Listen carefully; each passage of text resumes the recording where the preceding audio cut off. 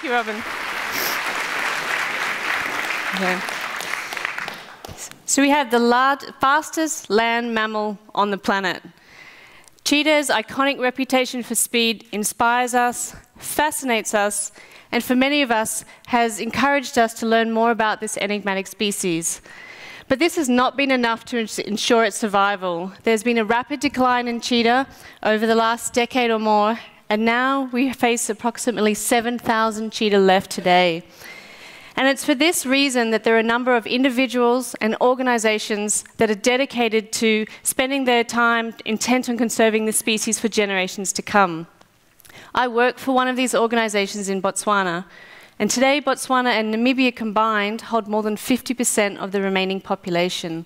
And it's here that we need to spend a lot of our conservation efforts, because this area serves as important linkages to the neighboring populations in the neighboring countries.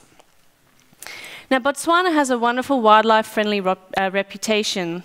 We have the beautiful Okavango Delta in the north, the stunning and remote Kalahari in the south and rest of the country. We have a huge diversity of bird species and some of the largest remaining carnivore populations and elephants, including the cheetah, left. But what many visitors perhaps don't realize is that Botswana is also predominantly a livestock-based country. And for most Botswana, livestock is the main source of income and livelihood for them. But of course, farmers are naturally affected by many different challenges, in particular drought. It's an extremely arid country. They have changing prices for cattle, accessibility to markets is difficult, and of course, human-wildlife conflict. And when the carnivore, for example, attacks one of their livestock, this is really important, valuable income for them. And this, of course, leads to a declining sort of tolerance for carnivores, in particular cheetah, a low decreased value of wildlife, and this in turn leads to many farmers trapping, removing, and even persecuting. And for cheetah, human-wildlife conflict is the #1 threat that they face today in the country. And it's here in particular where Cheetah Conservation Botswana focuses its efforts. We try to work with people and communities to improve their tolerance, to help them learn about different management techniques they could do to help protect their livestock. We try to look at different alternative livelihoods that they could consider aside from livestock and improve their value and interest in conserving these wildlife species. Now, many of you here today who've been here before have heard of Rebecca Klein. She was the co-founder of the organization, and she's sort of the key driver of the organization today. And her passion for wildlife has led her to spending many years of her life working with cheetah, and she's inspired many people around the world, as well as in Botswana today. And today we also have a dedicated team that focus their daily lives on learning and trying to conserve the cheetah for future generations. We have a research department, an education and awareness department. These, of course, valuably supported by our administrative team, and we also have a Farmers for Conservation program and a new and upcoming program called Communities for Conservation. In particular, our work is focused in the western area of Botswana. And it's here where the western area of the Kalahari has the largest population and density of cheetah in the country. But of course, this is naturally where we also had the highest number of conflict. And this particular area is basically farmlands, non-protected areas that the cheetahs are coming out and therefore coming into contact with people, and therefore conflict has begun to increase.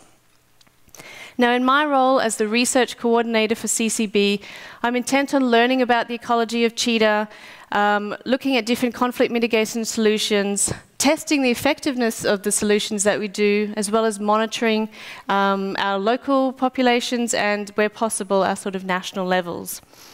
Now, for me, I love working in the field, and I've been there for more than 15 years now in various projects from the central part of Africa, as well as now down in the southern savanna regions. I like being quite practical. I'm happy to change tyres in the heat, and I love being in the bush. But research can be quite challenging, and although most people think it's rather glamorous sometimes, you often come across more challenges than you think. And today, my team often focus getting themselves stuck in difficult situations than you might expect. Sometimes we get stuck in tight situations, deal with unexpected wildlife issues, and even have pesky brown hyenas that steal our equipment. So, you know, it's a lot of fun, but it also has its challenges. And even in my whole time that I've been working for CCB, specifically in the field, I've never actually seen a wild cheetah. On a day-to-day life, you're actually probably more likely to come across livestock. But in the rare case when I have dealt with cheetah, it's usually through our capturing and collaring programs. And collaring is a great way to sort of learn about cheetah, their movements, their home range, where they like to hang out, the sort of preferences for various parts of habitat, and it can even be used as a tool to sort of assess different mitigations such as translocations. Now, for those who are not aware, translocation is usually when you have to remove a particular individual that is either causing a problem or even just perceived to be causing a problem, and they get removed to a different area, often to a protected park. But in the course of the work with CCB, we found that this has actually had very little success. Very few make it to 3 months, and even fewer to 1 year. And for this reason, this is definitely not one of our major sort of things that we support much. But from time to time, we do actually get involved. And in January, for example, we had a farmer that had captured a cheetah, and we put a collar on, but then he asked it to be translocated. And translocation success can vary quite a bit. It depends on the resources in the area they get moved to, whether there's other competitors like lions, if there's much prey, but also the distance that you move them to.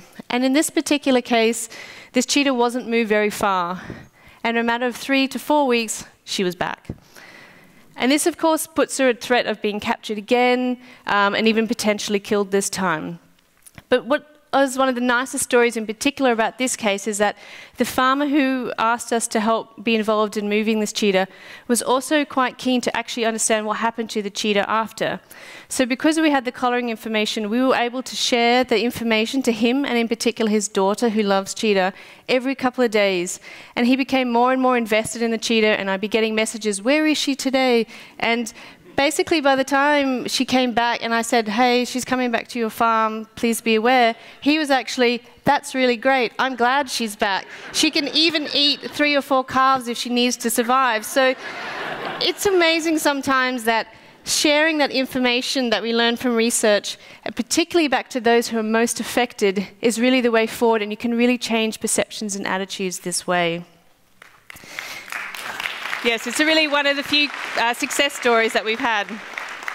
But sometimes we obviously collar cheetah to learn a bit more about their home range and their movement, particularly in these non-protected areas.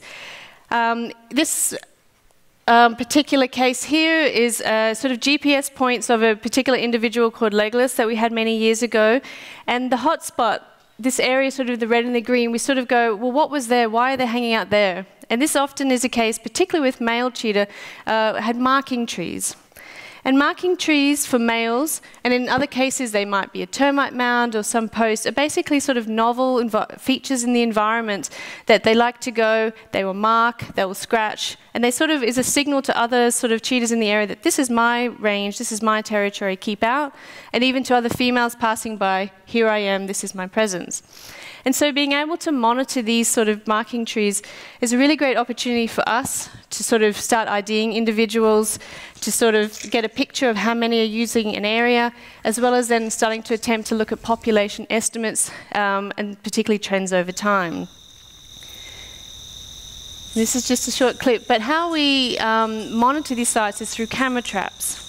And many people are probably well aware of camera traps. They're a valuable tool for us in research, particularly so in these farmlands.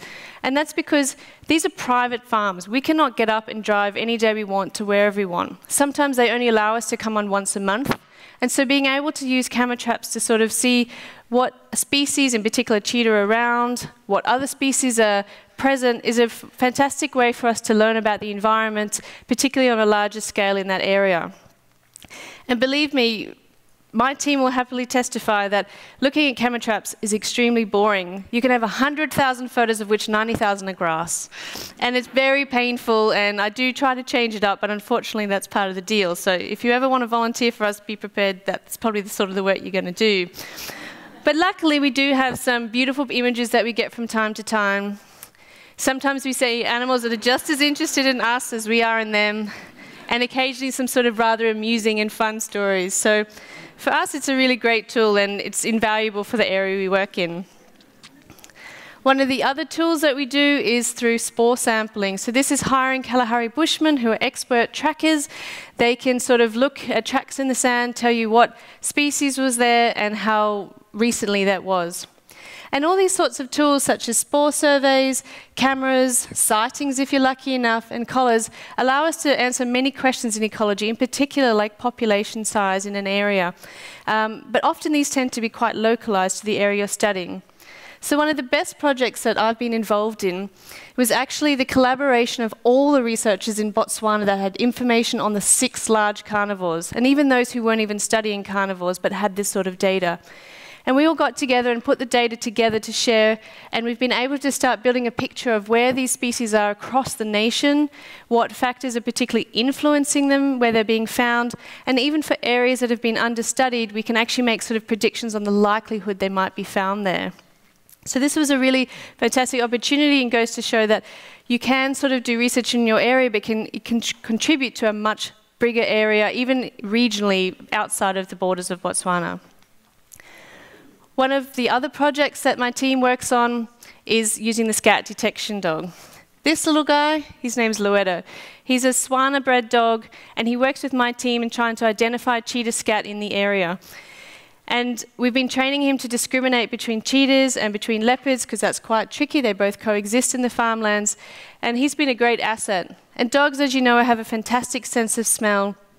And it's a really useful method, particularly in this thick environment. This is really the Kalahari bush that we have in our area. A camera, for example, is not going to get you very far, so if your dog can sort of smell something a little bit further away, this is another tool we can use. But as you can see, it's so thick that it's actually quite a challenge finding cheetah. And so I started thinking, well, if we want to look at human-wildlife conflict, what other ways can we do this from the research perspective, if not finding cheetah all the time? So because cattle is obviously a prime problem or an issue with the cheetah, I decided to consider putting collars on cattle instead. And so this way we could actually start monitoring where cattle were moving, how far they moved in a day, how far they had moved over a season. And this is particularly focused in these communal grazing farmland areas. In this case, farmers have a cattle post and they release their cattle to look for grazing pastures and water. And more often than not, they don't come back to the kraal that night. In fact, some farmers don't know where they are for an entire wet or dry season, 6 months, even a year at a time. So this sort of information would allow us to sort of get a picture of how cattle are moving in the environment, and perhaps we'd be able to highlight particular areas that could be used for other mitigation programs in the future. We also have a livestock guarding dog program, which my colleague Britz will talk about shortly. And we also try to look at perhaps deterrent methods. So there are a number of types of tools that people have used in the past, such as those involving lights, sounds, chemicals, anything that's going to deter a carnivore from a particularly vulnerable area like a kraal. But we also have to not just try and use them, but determine how effective they are. Obviously, resources are extremely limited, so it's important to know what tool works best, when, and where. Of course, if we want to have conservation and solutions to human-wildlife conflict in the future, we need to be training the younger researchers within the country. Last year, I was proud to hold the first field research-based course with students from either in their graduate course or recent graduates from environmental science. Several colleagues of mine from other NGOs got together and we sat down with the students for several days, talked about conservation, talked about conflict, and actually taught them some of the methods that we use in research. So many of them come out of a degree having never actually spent any time in the field at all. So this was a really great opportunity for them. So just sort of an overview, I've given you quite a bit of information already, but our 2 main goals in the research is to look at the cheetah population and obviously the key threat that's facing cheetah today, which is conflict. We have several different types of questions or areas that we want to study, and we have a whole range of different tools that we use to try and answer that. And this is where I find research so exciting, because you can have one tool to be used for multiple questions or multiple tools to answer one, and integrating all this together allows us to have much better answers and solutions when coming up to answer the difficult questions. I'm now going to hand you over to Britz, who's going to talk about some of our other programs.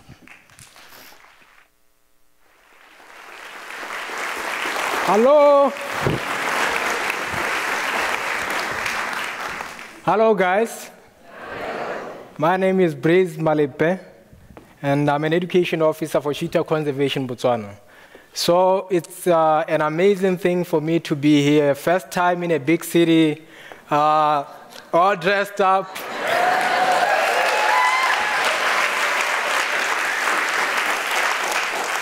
So when my bosses told me that I'll be talking here at WCN, I was very, very happy that I prepared myself. I came here and then first time in a big plane.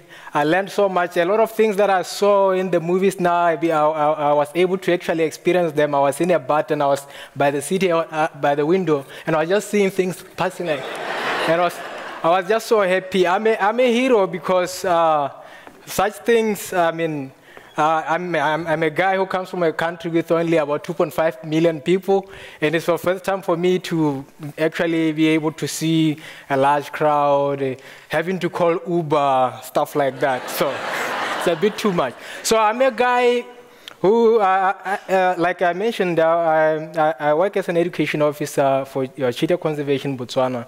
So I'm a guy who gets paid to talk to kids, dance with them a little, and I love my job very much. So one of my responsibility with Cheetah Conservation Botswana is just to change people's perceptions about carnivores, and also just try to instill a sense of pride within people because we have such an amazing natural heritage. So I'm going to tell you about some of the coolest things we do in our quest to try to save the cheetahs, because if we just talk about conservation and don't involve people, you have lost it in the first place, because you have to have the human aspect, because they are the people who interact with the animal that you are dealing with. So here we have in our education program, we deal with all sectors of the public, but mostly with me, I deal with children. So here, they have just done an EE project using the branches of a, oh, sorry.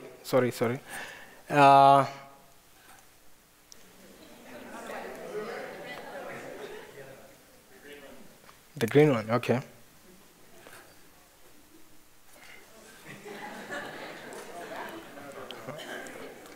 Sorry for that. Cool. So, the branches of a certain tree species called the Kalahari apple leaf, and then these are old 2-liter bottle, 2-liter plastic bottles. So this is just to teach kids to have responsibility towards the environment, also about thinking about innovative ways of how they can care about their environment. So the other tool that we use as an organization is to have bushwalks. So with our bushwalks, it's very, very important for the kids to have a connection with the environment, because they get to touch. When you talk about a tree, they get to touch, they get to smell, and those things, they stay with kids. And here, these are kids from a particular group of people called the Bushmen.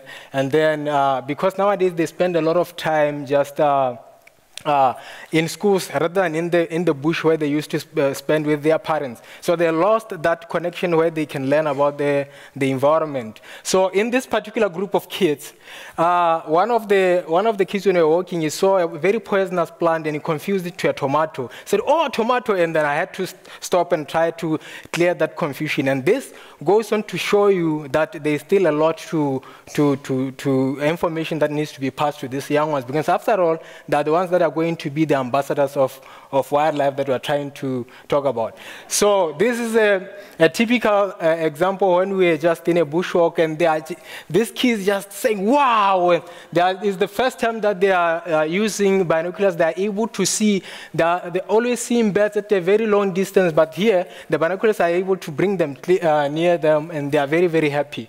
And because we didn't have enough of them, so they are just waiting for their turns, like, yeah. See. So one of the activities that we do is we use Commemoration Days to try to pass as much information as possible. So there we are just with kids. It was in the 2nd of February, and then there we're just passing information about World Wetlands Day. And then one of the things that we do again is celebrating International Cheetah Day. So the kids there have just run through a time obstacle course, and there we have put a lot of tracks of different carnivores, and they have to choose those that are of a cheetah, and then even confusing photos taken at different angles of leopards and cheetahs, and they have to choose those of a cheetah. And this is a unique way of just passing information to these kids, and it's very wonderful. And one of the kids, last year we ran a competition, a writing competition about wildlife, and one of the kids here is called Jacob Jani. We organized that competition, and they were winning a candle pack. So they were very, very happy about this, because most of their parents cannot even afford to buy them those things, and they're just happy that they're able to read whatever they can read on those. One of the activities also that we use as an organization is school visits. So we try to, by all means, to spread the information far and wide. So there, I made a school called New Gade, but the Bushmen, they say Tsui in their own language, but I don't speak that language, so I don't pronounce it very well. So it's about 123 miles out of east of Khansi, where we are based. So that district is about 117,000 kilometers squared, which is the size of the Ohio state. So there are only 2 tarred roads out there, and for you to be able to get to some of those communities, you have to drive either through thick Kalahari sand or gravel road. So I was there, and then my clicker died, so I'm not hitting those kids with that broom. So I'm just trying to improvise. So the kids are always happy, and then when they are happy, that is the right time to be able to pass information to them, because they are already happy. That thing that you are teaching them can stay with them. And then the other thing that we use as a tool for passing information is conservation bush camps. So with our conservation bush camps, the kids, they come in our facility for 4 days, 3 nights, and when they are there, we try by all means to pass information in innovative ways, such as debates, such as games. Back at the back there, that's an obstacle course that we built, just to try to teach them in different ways. And these kids are not only learning skills to use in conservation, but skills that they can use in life. You see, these kids is probably shy. So kids, we meet kids that are shy, and then by the time the bush camp ends, they have gained skills such as leadership skills, such as communication skills. And you see they are very, very happy, because a lot of kids that we are using, they are from public schools, and teachers don't have much time to start going outdoors. So they just hammer the point, whatever they want to teach. They eat maths in just in indoors. So we also tried what we call mobile bush camps. So mobile bush camps, we just travel to very remote places where it's very hard to reach, and then there we have engaged a person actually from the same tribe, from the Bushman tribe, who is very knowledgeable about indigenous knowledge. So for these kids, sometimes when they don't know, it's very, very hard to reach out to them, because they can be communication breakdown. So for him, he can speak English, he can speak my language, and then he can always translate and then close that bridge. So the other thing that we use as an organization is a platform of using conferences. There we meet with like-minded people, and then we are able to share experiences, we are able to learn from others and try to adapt it into our projects.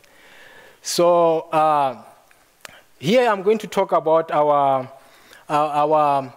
Farming for Conservation program. So in our Farming for Conservation program, we have our livestock guardian dogs. So the highlight of that are these guys. So these little guys are puppies from a local breed of dogs called the Botswana dog. So we specifically use the Botswana dog is a kind of dog that is almost a street dog. it's a mixed kind of breed.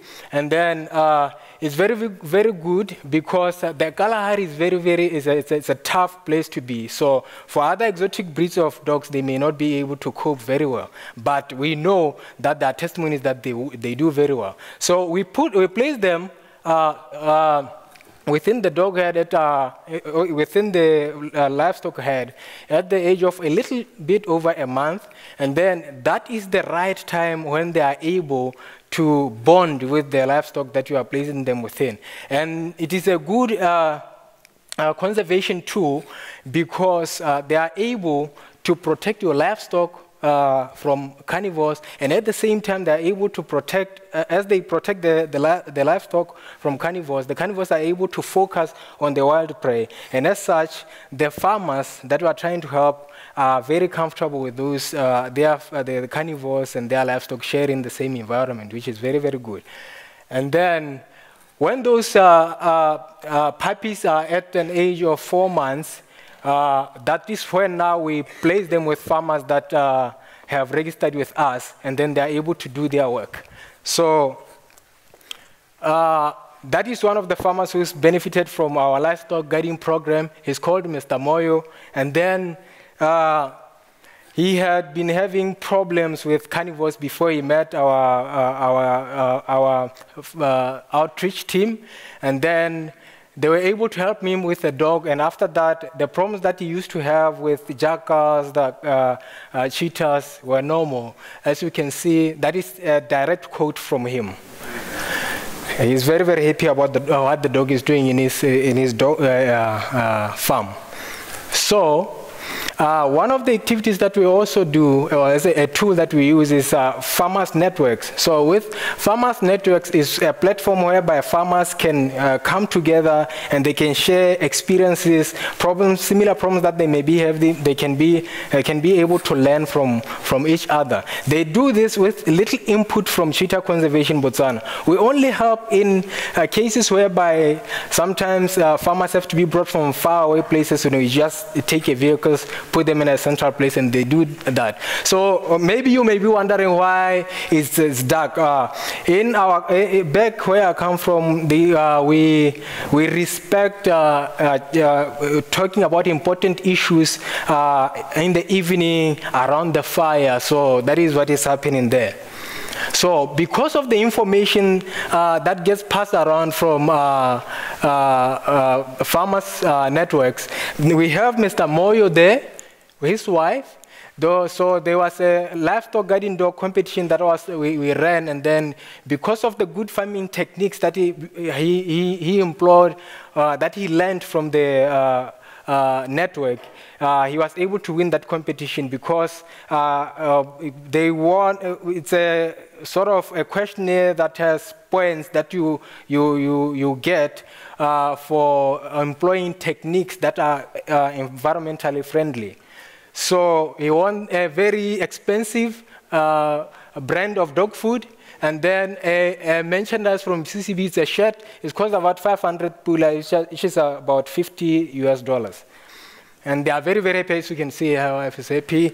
He is very happy, and he is able to pass information to other people. So the other thing that we do is a rapid response team. So in a rapid response team is whereby a farmer can call us when they have had an attack from a carnivore. It does not matter what kind of carnivore it is. It may be a lion, it can be a leopard. So we come, and our guys, they make an assessment, and they can give him, after that assessment, they can give him any advice that he may need. And in terms of compensation, because those are issues that are addressed by the government, they are able to link him with the Department of Wildlife and National Parks. So the other thing that we do is vet clinics. So we realize that the communities we work with are people that are just only subsistence farmers. They don't make a lot of money. So they are very far away from vet services. So we bring in a vet to a central place within the communities we work with, and then we invite all the people who have livestock guiding dogs to come and bring their livestock guiding dogs to be treated for free. And then we know a livestock guarding dog is like a marine, or a soldier, so it needs to be fit. So when that dog is fit, we know that it can do its job efficiently. And then the other thing that we do as an organization is what we call mobile workshops. So with mobile workshops, we go to the communities that are very, very remote, and then we start teaching them about topics that we believe are very relevant for those communities. Or sometimes even they can come and then tell us which topic they would want us to teach them about. But what we normally do, the main topic that we choose is the difference between leopards and cheetahs, because a lot of people are not able to tell the difference. And this is very, very important, because these are the people who interact with these animals. And then if they cannot tell the difference, if they have suffered a loss, they cannot be able to tell the Department of Wildlife and National Parks which animal has attacked their livestock. So here, we are mostly collaborating with the Department of, these guys here that are in green uniform, they are from the Department of Wildlife and National Parks. So it's very, very important information, which is very, very good. So my colleague there will talk about other stuff. Thank you very much.